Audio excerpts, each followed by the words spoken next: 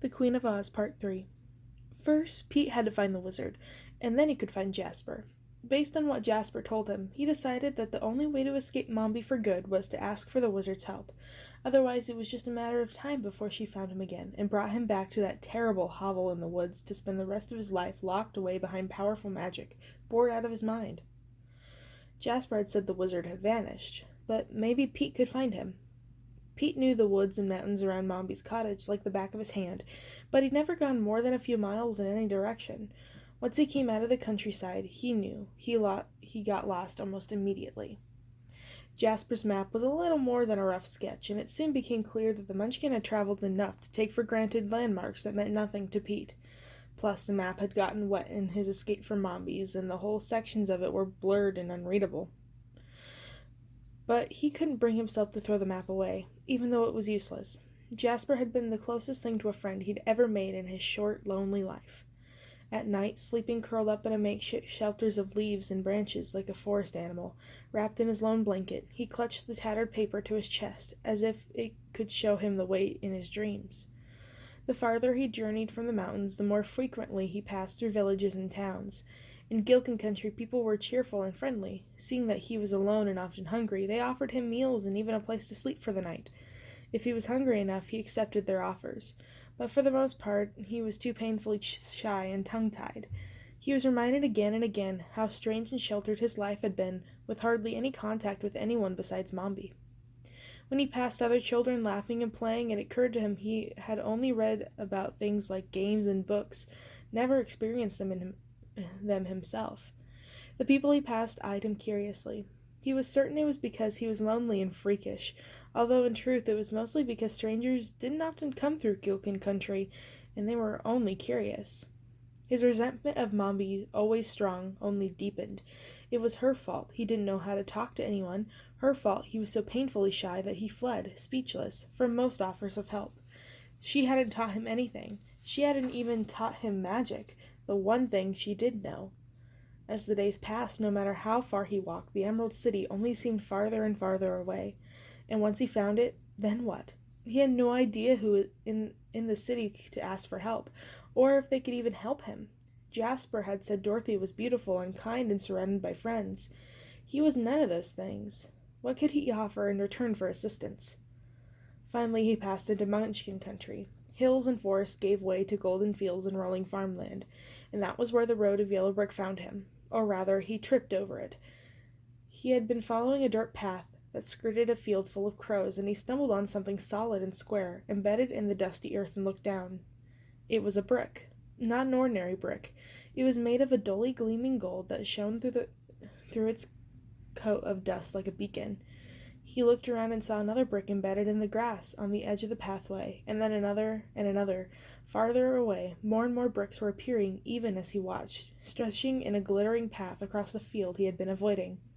He looked around him. The air was cool and silent.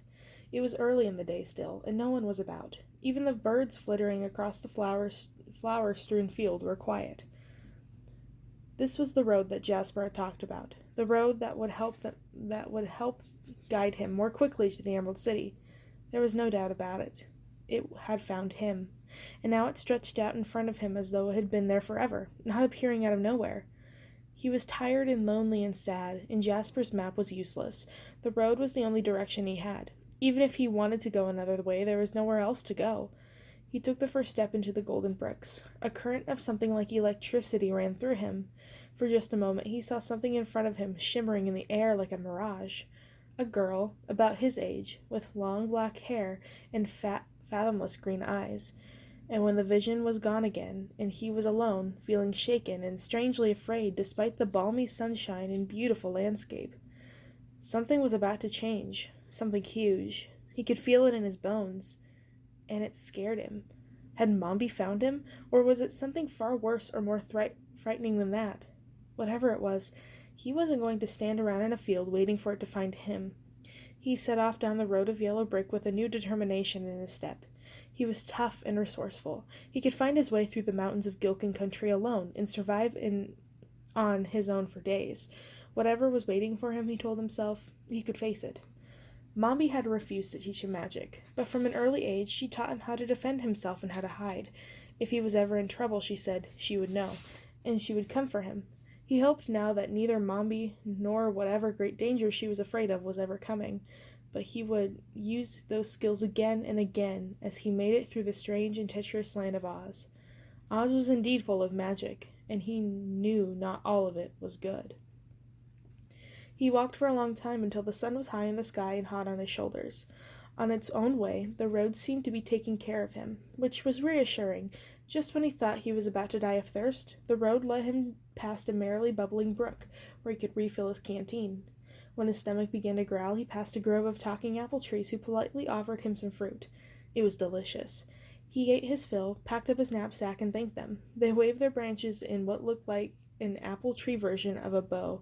When the sun began to sink toward the horizon, he started looking for a good place to sleep, and found it a little while later. A pumpkin patch, strewn with bales of hay that would make a clean and relatively soft bed, watched over by a friendly-looking pumpkin-headed scarecrow with bright black eyes and cheerful smile painted on its orange face. He sat down at his feet on an enormous pumpkin, stretching out its legs and wiggling his aching feet, before digging around in his pack for more apples. The next day he would try to find a village where he could buy something a little more exciting to make his meals out of, but for now he was grateful to have anything to eat at all. The same feeling that had came over him that morning as he'd started on the road took a hold of him again. The air was quiet, as if the pumpkin patch was holding its breath. The strange current ebbed through him, and for a moment the world shifted as if a veil had been drawn back. He saw a brilliant rainbow citadel in the clouds, and some black-haired girl he thought he'd seen that morning. Another girl, this one older, not by much, with a bright pink hair as what looked like a prison cell, each vision flashing before him like pictures on a screen. He blinked and rubbed his eyes, and the strange visions faded. Somewhere in the grass nearby, a frog made an inquisitive sound. He sighed and leaned back against the scarecrow's post. Weird, he muttered aloud. He looked up. He could have sworn that scarecrow had tilted its head just a bit, as if it were listening to him, but that was impossible. Not even in Oz. He didn't think it was possible, anyway. "Are you watching me?" he asked it dubiously. It didn't move. "You're being crazy," he muttered aloud to himself. "Seeing things? You need to figure out how to make some friends before you lose it completely." The scarecrow didn't move, but there was something inexplicably comforting about talking to it. "I've come a long way, you know," he told it, settling back against its post again. "A long, long way.